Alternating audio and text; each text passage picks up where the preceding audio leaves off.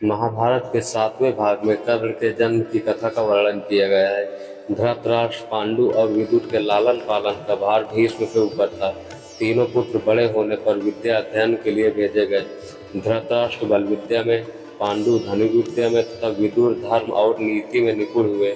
युवा होने पर धृतराष्ट्र अंधे होने के कारण राज्य के उत्तराधिकारी न बन सके। विदुर दासी पुत्र थे, इसलिए पांडु को ही हस्तिनापुर का राजा घोषित किया गया। भीष्म ने धृतराष्ट्र का विवाह गांधार की राजकुमारी गांधारी से कर दिया। गांधारी को जब ज्ञात हुआ कि उसका पति अंधा है, तो उसने स्वयं अपनी आंखों पर पट्टी बांध दी। उन्हीं दिनों यदुवंशी राजा सूरसेन की पोषित कन्या कुंती जब सयानी हुई, तो पिता ने उसे घर आए हुए महात्माओं की सेवा में लगा दिया। पिता के अतिथि गृह में जितने भी साधु महात्मा ऋषि मुनि आदि आते, कुंती उनकी सेवा मन लगाकर किया करती थी। एक बार वहां दुर्वासा ऋषि आ पहुंचे। कुंती ने उनकी सेवा भी मन लगा के की। कुंती की सेवा से प्रसन्न होकर दुर्वासा ऋषि ने कहा, पुत्री, मैं तुम्हारी सेवा से अत्यंत प्रसन्न हुआ हूँ, अतः तुझे ऐसा मंत्र देता हूँ जिसके प्रयोग से तू जिस देवता का स्मरण करेगी वह तत्काल तेरे समक्ष प्रकट होकर तेरी मनोकामना पूर्ण करेगा। इस प्रकार दुर्वासा ऋषि कुंती को मंत्र प्रदान करके चले गए। एक दिन कुंती ने उस मंत्र की सत्यता की जांच करने के लिए एकांत स्थान पर बैठकर उस मंत्र का जाप करते हुए सूर्यदेव का स्मरण किया। उसी क्षण सूर्यदेव वहां पर प्रकट होकर बोले, देवी, मुझे बताओ कि तुम मुझसे किस वस्तु की अभिलाषा करती हो, मैं तुम्हारी अभिलाषा अवश्य पूर्ण करूंगा। इस पर कुंती ने कहा, हे देव, मुझे आपसे किसी भी प्रकार की अभिलाषा नहीं है, मैंने तो केवल मंत्र की सत्यता परखने के लिए ही उसका जाप किया है।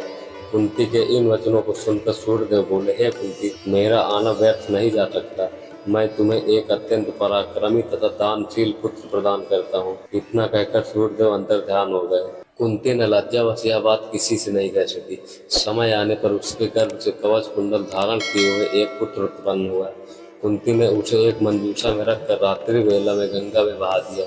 वह बालक बहता हुआ उस स्थान पर पहुंचा जहाँ पर धृतराष्ट्र का साथी अधिरथ अपने अश्व को गंगा नदी में जल पिला रहा था। उसकी दृष्टि कवच कुंडलधारी शिशु पर पड़ी। अधिरथ निसंतान था, इसलिए उसने उस बालक को अपने छाती से लगा लिया और घर ले जाकर उसे अपने पुत्र के जैसा पालने लगा। उस बालक के कान अति सुंदर थे, इसलिए उसका नाम कर्ण रखा गया। कर्ण गंगा जी में बहता हुआ जा रहा था कि महाराज धृतराष्ट्र के साथी अधिरथ और उनकी पत्नी राधा ने उसे देखा और उसे गोद में ले लिया। उसका लालन पालन करने लगे। कुमार अवस्था से ही कर्ण की रुचि अपने पिता अधिरथ के समान रथ चलाने के बजाय युद्ध कला में अधिक थी। कर्ण और उसके पिता अधिरथ आचार्य द्रोण से मिले, जो कि उस समय युद्ध कला के सर्वश्रेष्ठ आचार्यों में से एक थे। द्रोणाचार्य उस समय कुरु राजकुमारों को शिक्षा दिया करते थे। उन्होंने कर्ण को शिक्षा देने से मना कर दिया, क्योंकि कर्ण एक सारथी पुत्र था और द्रोण केवल क्षत्रिय को ही शिक्षा दिया करते थे। द्रोणाचार्य की असम्मति के उपरांत कर्ण ने परशुराम से संपर्क किया, जो कि केवल ब्राह्मणों को ही शिक्षा दिया करते थे। कर्ण ने स्वयं को ब्राह्मण बताकर परशुराम से शिक्षा का आग्रह किया। परशुराम ने कर्ण का आग्रह स्वीकार किया और कर्ण को अपने समान युद्ध कला तथा धनुर्विद्या में निष्णात किया। कर्ण को उसके गुरु परशुराम तथा पृथ्वी माता से श्राप मिला था। कर्ण की शिक्षा अपने अंतिम चरण पर थी। एक दोपहर की बात है, गुरु परशुराम कर्ण की जंघा पर सिर रखकर विश्राम कर रहे थे। कुछ देर बाद कहीं से एक बिच्छू आया और उसकी दूसरी जंघा पर काट कर घाव बनाने लगा। गुरु का विश्राम भंग न हो जाए, इसलिए कर्ण बिच्छू को दूर न हटाकर उसकी डंक को सहता रहा। कुछ देर में गुरु जी की निंद्रा टूटी और उन्होंने देखा कि कर्ण की जांघ से बहुत रक्त बह रहा है। उन्होंने कहा कि केवल किसी क्षत्रिय में ही इतनी सहनशीलता हो सकती है कि वह बिच्छू का डंक सह ले, न कि किसी ब्राह्मण में। और परशुराम जी ने उसे मिथ्या भाषण के कारण श्राप दिया कि जब भी कर्ण को उनकी दी हुई शिक्षा की सर्वाधिक आवश्यकता होगी, उस दिन वह उसके काम नहीं आएगी। कर्ण, जो कि स्वयं यह नहीं जानता था कि वह किस वंश से है, अपने गुरु से क्षमा मांगी और कहा कि उसके स्थान पर यदि कोई और शिष्य भी होता तो वो भी यही करता। यद्यपि कर्ण को क्रोधवश श्राप देने पर उन्हें ग्लानि हुई, पर वे अपना श्राप वापस नहीं ले सकते थे।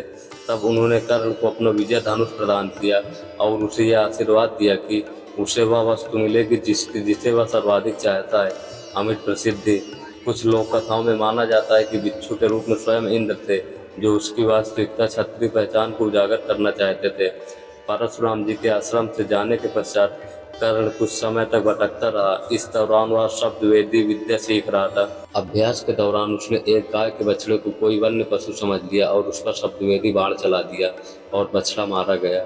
तब उस गाय के स्वामी ब्राह्मण ने कर्ण को श्राप दिया कि जिस प्रकार उसने एक असहाय पशु को मारा है, वैसे ही एक दिन वह भी मारा जाएगा, जब वह सबसे अधिक असहाय होगा और जब उसका सारा ध्यान अपने शत्रु से कहीं अलग किसी और काम पर होगा। इस प्रकार कर्ण परशुराम का एक अत्यंत परिश्रमी और निपुण शिष्य बना। कर्ण दुर्योधन के आश्रय में रहता था। गुरु द्रोणाचार्य ने अपने शिष्यों की शिक्षा पूरी होने पर हस्तिनापुर में एक रंगभूमि का आयोजन करवाया। रंगभूमि में अर्जुन विशेष धनुर्विद्या युक्त शिष्य प्रमाणित हुआ। तभी कर्ण रंगभूमि में आया और अर्जुन द्वारा किए गए कर्तव्यों को पार करके उसे द्वंद्व युद्ध के लिए ललकारा। तब कृपाचार्य ने कर्ण के द्वंद्व युद्ध को स्वीकृत कर दिया और उससे उसके वंश और साम्राज्य के विषय में पूछा, क्योंकि द्वंद्व युद्ध के नियमों के अनुसार केवल एक राजकुमार ही अर्जुन को, जो हस्तिनापुर का राजकुमार था, द्वंद्व युद्ध के लिए ललकार सकता था।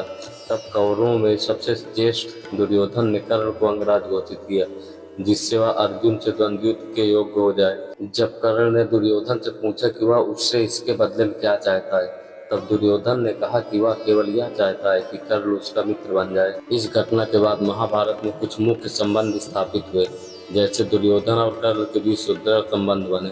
कर्ण और अर्जुन के बीच तीव्र प्रतिद्वंदिता और पांडवों तथा कर्ण के बीच वैमनस्य। कर्ण दुर्योधन का एक निष्ठावान और सच्चा मित्र था।